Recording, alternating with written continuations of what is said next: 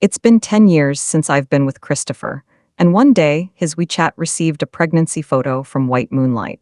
On that day, the man who never mentioned marriage asked me to marry him with red eyes.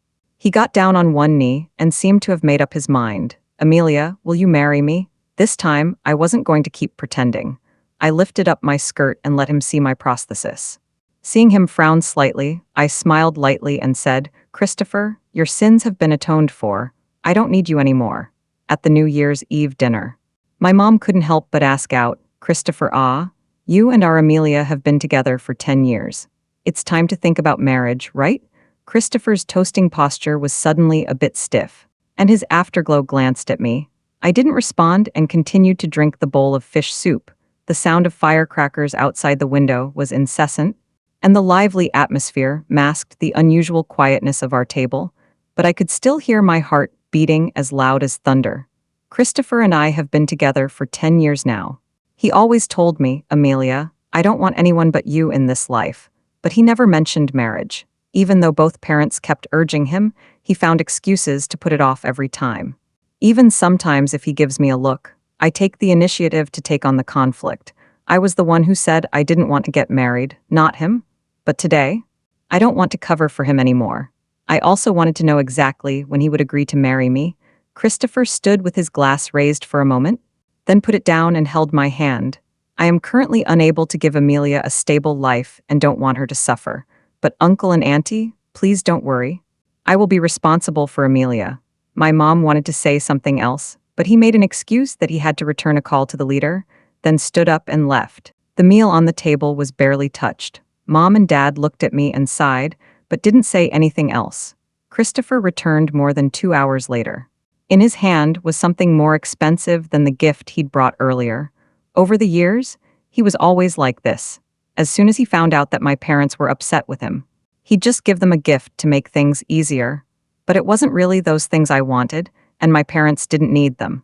I pushed him away a little angrily and walked out. He came out after me with my clothes and wrapped me up, then took me into his arms. Okay, don't get upset. I promise you that I'll give you a statement as soon as I can.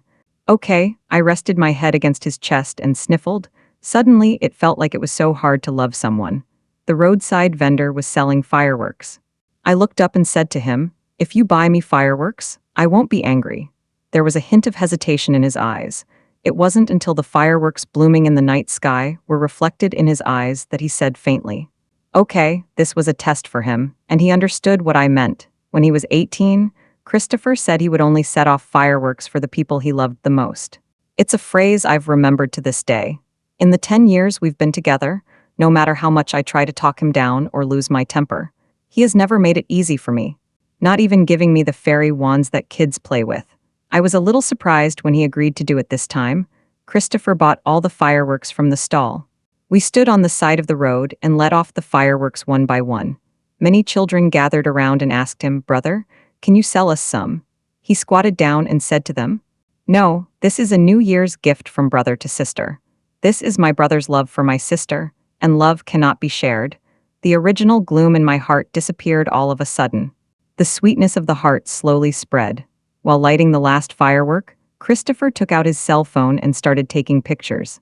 I made a heart gesture at him, smiled and said, Take a better picture for me. He smiled and said, Okay. However, when I tried to look at the picture he took my hand and put it in his coat pocket. It wasn't a good shot, so I deleted it. I thought it was a little strange, but I didn't ask too many questions back home. When Christopher went to take a shower, the cell phone he put on the table suddenly lit up. Seeing that familiar name, my heart tightened. Sophia, the person in Christopher's heart, driven by curiosity. I opened their chat records. It turned out that when he pulled out his cell phone to take a picture, he wasn't taking a picture of me, but of the fireworks, and sent it to Sophia. Throughout the years, there was only one Happy New Year in their chat logs. However, this year things were different. Christopher sent a picture over and asked, Does this count? You're watching the fireworks with me. Turns out he didn't set off the fireworks for me, but for Sophia. Heart sinking, it felt like a big stone was weighing me down, leaving me breathless. My head was full of noises. Tears kept welling up in my eyes and then dripping onto my cell phone screen. The feeling at that moment really couldn't be described by any emotion. The water in the toilet stopped and I scrambled to wipe the tear tracks off my phone. Then marked the message Sophia had sent him as unread, pretended nothing had happened, and laid back down on the bed. Christopher comes out from blow drying his hair, and the first thing he sees is that something's wrong with me. Why are your eyes a little red? Are they from crying? I turned my head and explained that no, I was probably choking on smoke from the fireworks. He nodded and then casually picked up his cell phone. The whole man's back was turned to me, but I could clearly feel it. His back first froze, then trembled gently. After a while, he said softly, "You go to sleep first? I'm going to have a cigarette." I heard the choking in his voice. Unconsciously hum. He didn't care too much. He even forgot to change his clothes and went out in his pajamas. We live on the top floor, and Christopher goes to the rooftop whenever he smokes. It was very windy today. I thought about it and finally grabbed his jacket and went to look for him. I had just reached the stairway to the rooftop when I heard a very sad cry. I stood there, full of overwhelm, unable to take a step. Sophia was responding to a message from Christopher. It was a picture of her maternity. I can't believe Christopher is feeling so sad over this picture. Does he really love her that much? I don't know how I got home. Lying on my bed, my eyes were open as I watched the moonlight spilling onto the floor through the cracks in the curtains. The New Year's bells were ringing, and the windows were alive with fireworks. Christopher got under the covers with a chill and hugged me tightly, whispering in my ear, "Amelia, why don't we get married?" I bit my lip and tried to keep myself from crying. Did not feel happy because he said he wanted to marry me. There was only a cold despair in my heart. I was 18 years old and had just graduated from high school. I was with Christopher, but I knew he didn't love me. Christopher and Sophia were transferred to our class in the first semester of high school. They grew up together in an orphanage. When they transferred to the school, they immediately became the center of attention. Everyone was curious to know what life in an orphanage was really like. So they were around them all day long, with the exception of me. Sophia and Christopher have completely different personalities. Sophia is like the sun, lively and cheerful, and can talk to anyone. Christopher is like the moonlight, quiet and gentle. Having a crush on him made me a little nervous, and I was always afraid to get close to him. Until one day, I was blocked by a gang of hooligans in an alley near my school. Christopher and Sophia saved me when they passed by. I thus had a chance to get close to him and became their little follower. And that's how I followed them for 3 years. I always thought I hid my crush well. Until the day the college entrance exams ended, Sophia and Christopher had a big fight. The reason for the fight was that Sophia decided to give up her chance to go to college and wanted to go abroad with a rich kid she just met. Christopher angrily said to her, "Can't you calm down? How could he possibly like you? It's just playing around." Sophia is enraged by his words and starts to say bluntly, "Christopher, are you trying to say that orphans like us are doomed to a life of pity? How could I, Sophia, possibly deserve someone like you who has nothing?" Her words froze Christopher. His body felt cold as hell. I stood aside, careful even to breathe. She continued to ask, "What's wrong? I was right, wasn't I?" "Christopher, don't be so selfish. You can't stop me from pursuing my own happiness even if you like me. Besides Amelia, who really cares about you? Why don't you just go with Amelia and join their family? We can only have a hard time together. This is the first time that my secret has been poked right through. I really wish I could find a place to hide." When Christopher heard this, he couldn't hold back his emotional outburst. "Sophia, other people like me, that's their business? I don't care. Why can't you just trust that I can give you what you want?" I was at a loss for words, and I felt very sad. At that point, I felt that I would never be able to get close to Christopher. Until they argued. Sophia recklessly pushed Christopher away and ran into the middle of the road. I subconsciously went after her and tried to pull her back. A large car braked and came barreling towards us. Just as I was panicking inside, Christopher pushed Sophia away. But he forgot to push me out of the way, and I fainted for 3 whole days. When I woke up, I realized my right leg had been amputated. Mom and Dad were by my bedside in tears, saying it was good to be alive. It was good to be alive, but they didn't know that I actually wanted to just leave then, instead of living like a useless person. During the time I was hospitalized, Christopher was at the hospital with me every day. He thought of a lot of ways to comfort me, hoping that I would be able to pick myself up again, but I really couldn't help it. One night, I took a whole bottle of medicine and ended up vomiting so much that my body convulsed. Christopher was the first to notice me and rushed to call the doctor to wash my stomach. He held my hand tightly and asked in a trembling voice, "Amelia, what makes you think that? Do you not care about me anymore?" I don't know why, but those words made me feel nervous. I tried as hard as I could to push him away. "You hurry up and go away. I don't want your sympathy." But instead of leaving, he hugged me tighter. "I'm not leaving." "Amelia, we're together, okay?" I froze, staring straight at him with red eyes. "Christopher, about the car accident, I don't blame you. If you're doing this because of guilt, then I don't need it." He wore a smile to hide his inner worry. "No, Amelia, I really like you. I like you so much that I want to be with you. Don't worry. I'll be there to get you out of this." Christopher is like a warm light in my heart. Let me hold on to it firmly and don't want to let go. These 4 years in college, he never cared about what others thought, has always been very careful to take care of me, but the better he treats me, the more scared I feel. I was afraid that one day he would regret and leave me.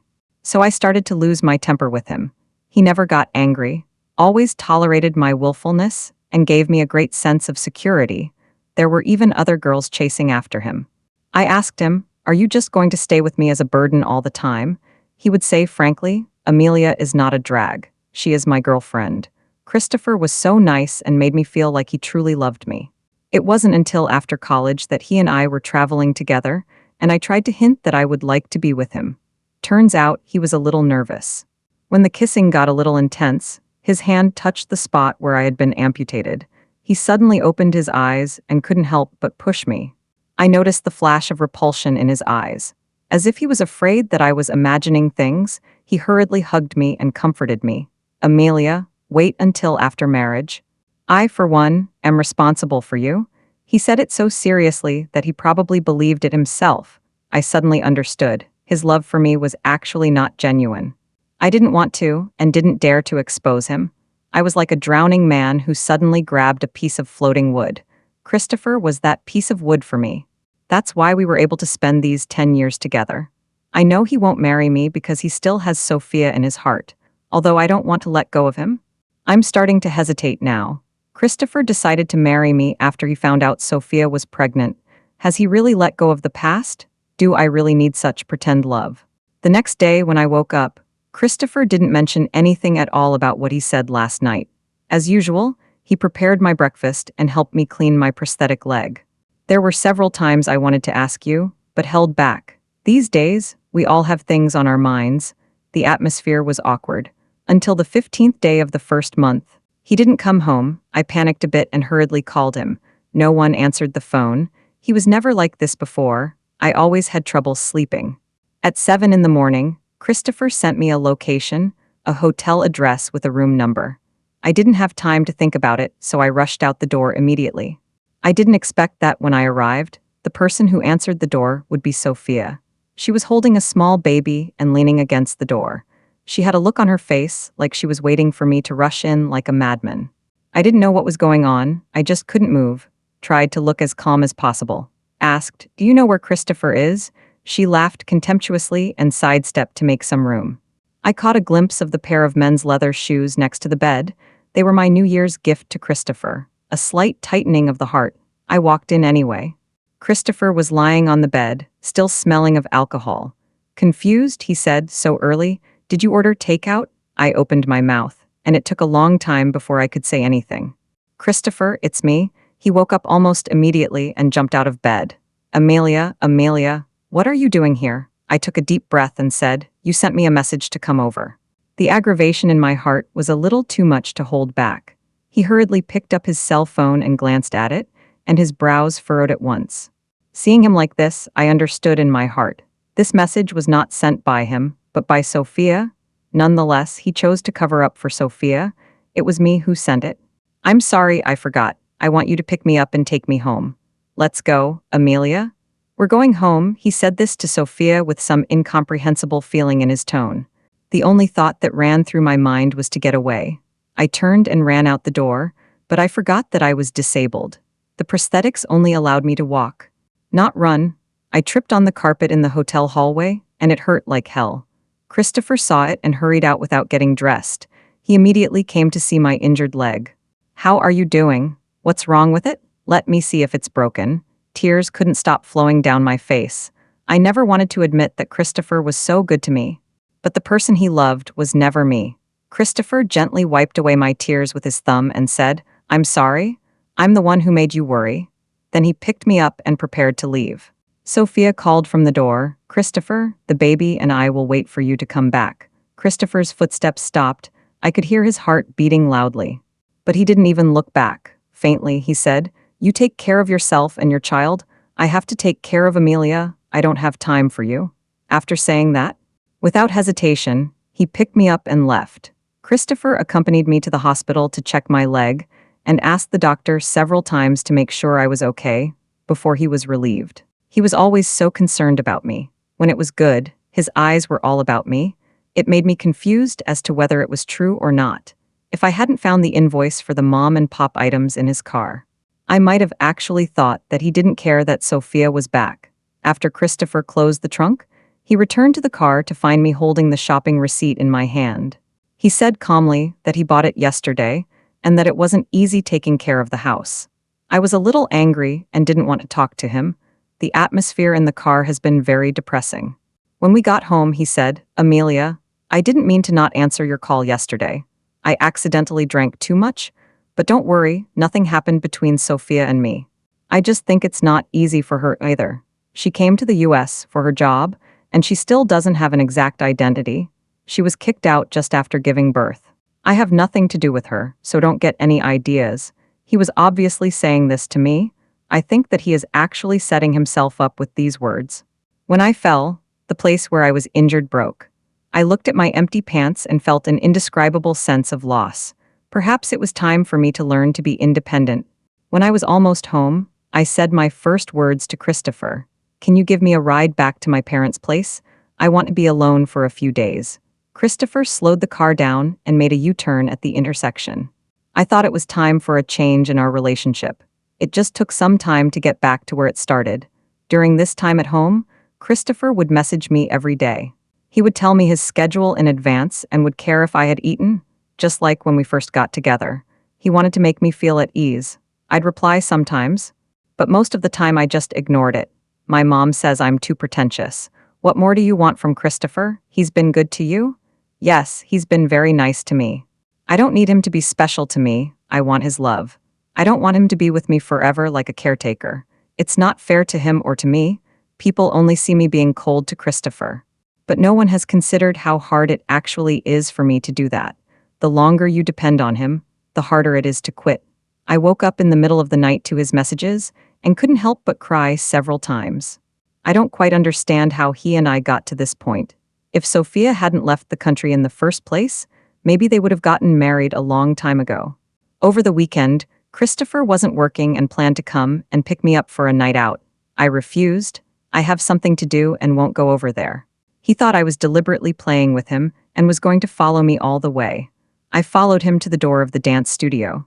Before the accident, I had studied ballet for 10 years. I felt most confident when I stood on the stage, but after the accident, everyone stopped talking about dance. Even my parents put away all my dance clothes and trophies and everything related to dance. Christopher froze when he saw me going into the dance classroom. He hurriedly took my arm and said, "Amelia, what are you doing?" I pulled my arm out of his grasp and asked, "What are you doing? Can't you see? A prosthetic arm doesn't feel the same as a normal arm. It's hard to find balance. I can't even do the most basic dance moves. Turning around and falling down and getting back up, then falling down again." Christopher came over with an anxious face and tried to help me. "Amelia, let's stop practicing, okay? It's my fault. I'll take better care of you in the future. Stop torturing yourself, okay?" I pushed him away and said, "Christopher, you've taken good care of me, but I don't want to be someone who only depends on others. Do you understand?" I looked at him with a steely gaze I'd never had before. The same light that had shone on him before was now shining on me. Christopher was always there for me. Several times, he tried to reach out to help me, all of which I glared back at him. It was almost noon when he said he wanted to take me to dinner, and I didn't say no. There are some things I do want to make clear to him. Just as I got into the car, the in-car screen showed that it was Sophia calling. He glanced at me, frowned, and then turned off his Bluetooth. Getting out of the car, he took his cell phone and answered the call on the side of the road. The sadness in my heart wasn't as strong as it had been the other day. Indeed, self-improvement can be empowering. Christopher came back to the car and said a bit shyly, "Sophia is not too convenient with the baby and would like to have lunch with us. What do you think?" I felt a little funny asking that way. If I said no, that would make me look cold. "It's okay, go pick her up." The tension in Christopher's face immediately eases. He drove to pick Sophia up, taking the exact same route we took home. It was only when we got to the entrance of the neighborhood that he explained to me. "She hasn't had a place to stay lately, so I'm letting her and the kids stay in the guest house.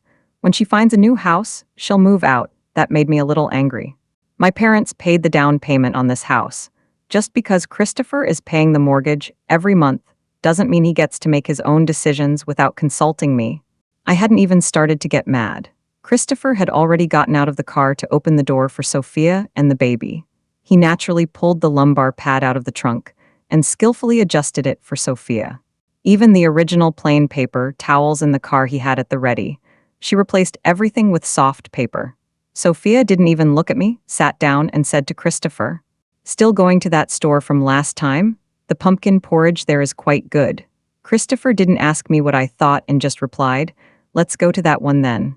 I felt that they were like a happy family of three, and I was like an extra third party. On the way to the restaurant, Christopher kept focusing on the child. I couldn't help but tease him. "If people didn't know, they would think you were the child's real father." He stopped talking after hearing that. When we arrived at the restaurant, he ordered what he and Sophia wanted to eat before handing me the menu. "Amelia, see what you want to eat?" I knew he was actually trying to care about me and make me happy. But this kind of concern makes me feel less comfortable, because he seems to have some special preference for me. After being together for 10 years, how could he not know exactly what I like to eat? "Forget it, I don't want to eat." Christopher's hand with the menu stopped and slowly lowered it, then gently tugged on my shirt under the table. "Amelia, let's talk about this at home, okay?" I turned to him and asked, "Christopher, do we have a home?" He kept his mouth shut and didn't answer. In the car, I'd thought this through. Even if Christopher would always be nice to me, in his mind, it would only be his own giving. As soon as Sophia returns to his side, his heart will involuntarily move closer to her. Maybe he doesn't even realize it himself. His feelings for Sophia were not love. He felt that they both went through the same difficulties. Being kind to Sophia is actually a reflection of his deepest longing. He sees Sophia as a reflection of himself. I'm good to him and he can't see it, or rather, he doesn't want to see it. He wraps himself up tightly, like a cloak of pity and vulnerability. Didn't want to let anyone in. I've been knocking on this door in his heart for 10 years. Now I don't want to go in there either. "Christopher, let's stop here." When I finished, I stood up and left. Christopher's eyes kept following me, but in the end he didn't catch up. The word breakup was just hard for me to say. No matter how I write it, it doesn't feel like it can be a perfect ending. On the way home, I felt lost. The emotions that I had been holding back all this time, which I didn't dare to express, suddenly came back to haunt me. Just as I arrived home, I fainted. When I opened my eyes, I found myself in the hospital. Mom and Dad were sitting by the bedside, full of worry, saying, "It's good to wake up, it's good to wake up." Boy, how could the fever be so serious when I heard this? I felt a little hard in my heart. I thought of the moment when I just woke up from the car accident. Someone had said, "It's good to be alive, it's good to be alive." The tears couldn't stop flowing down my face, like falling beads. I used my illness as an excuse to lie in my hospital bed and cry, causing my parents to worry. It wasn't until Christopher came back with the payment slip that I stopped crying.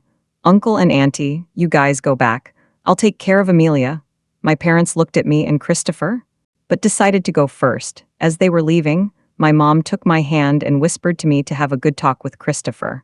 I understood that in their hearts. They couldn't find someone who could be with me for the rest of my life like Christopher. But I was also clear. This layer wrapped around me already has many sharp thorns. If I don't remove it, it will only cause me more pain. Christopher said this to me after Mom and Dad left. Mom and Dad didn't know we were arguing. I didn't want them to worry. So I didn't tell them. I froze as I watched the drops fall one by one. "Christopher, we weren't arguing. It's over." It didn't seem difficult to say, but Christopher heard it and suddenly felt angry. He got up from his stool in a flash and took a few steps closer to me. "Amelia, what exactly do you want me to do? I promise you that as soon as Sophia settles down." I will keep my distance from her. Is that okay? I couldn't help but laugh. It turns out he knows in his heart that the reason I'm changing these days is because of Sophia. I close my eyes and open them again, looking at Christopher as if he's looking at a stranger. I don't care what you do. Christopher, I don't want you anymore. Our eyes met, and time seemed to stand still for a moment. I had never seen so much emotion in Christopher's eyes. The cell phone in Christopher's pocket kept ringing. I turned around and said, "Answer it, it should be Sophia." The phone rang several times. He helplessly left the hospital room to answer the phone. After a while, Christopher hadn't come back. The person who came was Sophia. She came alone, without the kids.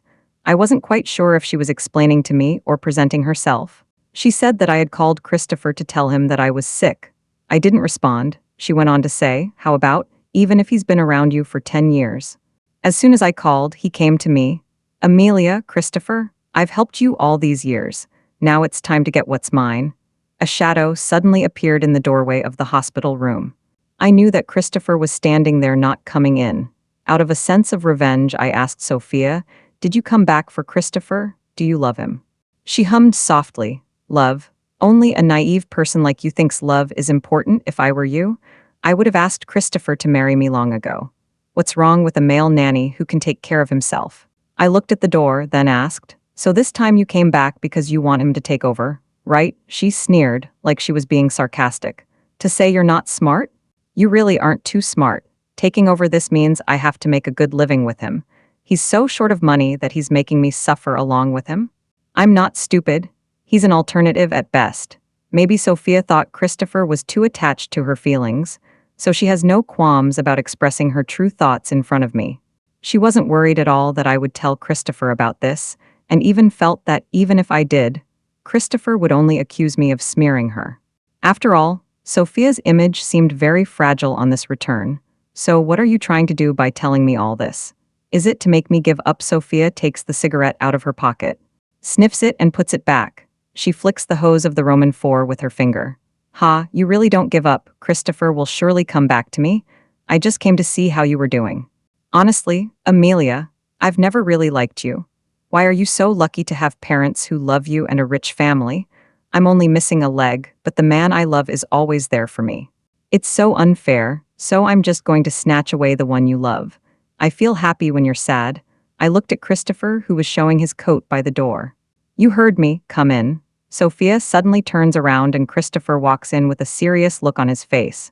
She was a little flustered and her tone became stilted, completely lacking the smugness she had just felt. "Christopher, I intentionally tried to make her angry. Don't think too much, listen to me explain to you." Christopher didn't respond to her, didn't even give her a look, walked over to my bedside and held my hand. "Amelia, let's get married?" His eyes were full of anticipation. I know he's begging me, even if it's just for me to accompany him in this drama, but I don't want to continue this farce. I pulled my hand back from his cold hand. Looking at Sophia, I said, "Christopher, if you want him, go ahead. I don't feel bad about giving up someone who doesn't love me. In fact, I'm kinda glad now that I didn't marry him." When I finished, I rang the nurse's call bell and asked her to ask them to leave. That night in the hospital, I slept especially peacefully. The things I had been thinking about in my heart, now I finally let go. The next day, my parents came to the hospital to pick me up and discharge me. Christopher was waiting right in front of the hospital room. My mom looked at him and said, "Christopher has been sitting in the hallway all night, and you," she didn't finish her sentence. I had already pushed my own wheelchair out the door. Over the next few days, Christopher waited for me downstairs at my house almost every day. Mom and Dad started to persuade me, "You and Christopher have been together for so many years. Is there anything you can't get past?" Christopher and I have been together for 10 years. From the age of 18 to 28, my entire youth was spent with him. I'm grateful to him and I used to love him. But since I've let it go, I've really let it go. I told my mom and dad that Christopher and I won't have another chance to be together. When they heard that, they could only sigh and advise Christopher to go home. From that day on, I practiced every day in the dance studio. At first, I learned some simple moves, and then gradually learned complicated dances. I kept on training and moving forward step by step. What I honed was not my body, but my will. Not to simply live, but to try to live. Christopher would sometimes watch me from outside the dance studio, Watching made me feel a little sad inside. A month into our breakup, Christopher got drunk and lay in the hallway of our house. A neighbor found him and rang the doorbell. Mom and Dad weren't home, so I had to let him in and wait for a while. This 6'8" man was sitting on the couch crying like a baby. "Amelia, why don't you want me anymore? I always thought that when we were together, I was the one taking care of you. But now that you're not with me, I realize that you'll be ironing my clothes one by one. The refrigerator is full of my favorite dishes. When I drink too much, you will cook porridge and make honey water for me. The fruits in the house are all peeled. You said, as long as you're around, I'm no longer alone. Amelia, I feel like I'm falling for you. Can you not leave me?" His love came too late. I don't need it anymore. Without giving him a chance to vent his emotions, I left him alone in the living room. When I woke up the next day, he was gone. Mom and Dad cautiously asked me, "You and Christopher, is there really no chance?" I answered firmly, "Yes, there really is no chance." I signed up for a dance competition for the disabled, and Mom and Dad were so happy for me. They said they were going to take me shopping for a pretty dress to wear at the competition. Instead of going to the mall, I went to a designer's studio. I didn't think much about it. When I came out of the fitting room, the outside was decorated with balloons and flowers. Violin and cello music was playing. The staff also quickly put on my veil. Before I could figure out what was going on, Christopher suddenly appeared and got down on one knee in front of me. "Amelia, I know a little bit about our time together these past 10 years. You've looked forward to this day. I'm the one who caused this day to come a little late. I am here willing to make this promise. From now on, I will love and cherish you. I will love you and take care of you. Amelia, will you marry me?" People around us started buzzing. "Marry him, marry him." My parents were looking at me with anticipation in their eyes. I took off the veil I was forced to wear and held it in my hand. "Christopher, I've really grown up. I'm so thankful that you were there for me when I was at my worst. Without you, I probably wouldn't have become so cheerful. But I also understand that you've actually been making amends for yourself and Sophia these past 10 years. I loved you before, not because you cared for me. Rather, it was because I saw in you a kind and strong and indomitable spirit, and I want the man I'm going to marry. Love not just what I do, but the person I am itself. Responsibility gained on compassion doesn't last." I threw the veil in my hand to the floor, casually lifting up my skirt. I threw away my previous prosthesis and replaced it with a new one. Although the connection with the body still needs some getting used to, but I understand that this is the path I should take. "Christopher, your business is settled. I don't need you anymore. Don't waste any more of your time and don't drag me down anymore." He knelt there, head bowed, body shaking. Large tears fell to the ground and gathered into a small puddle. On the way home, Mom and Dad looked like they had done something wrong. Everyone was afraid to ask me. Everyone was still looking at each other until it was time for dinner. I had my bowl in my hand and was drinking my soup. "If you have something to say, just say it, don't hold it in." My mom finally couldn't help but ask, "Boy, did you break up with Christopher because of that Sophia?" "Christopher has already kicked that woman out. I heard that the woman's life abroad is very chaotic, and the father of the child is not clear who it is. After Christopher stopped caring for her, she actually did something like this, leaving her child behind. The police station searched for 3 days and finally found her in an alley. This woman is really something. She actually wanted to go and be the lover of the small boss. As a result, she was beaten up by the wife of the small boss and thrown to the street behind the bar. She had been through a lot in the past few days, and all in all, her mental state was a little less than normal now.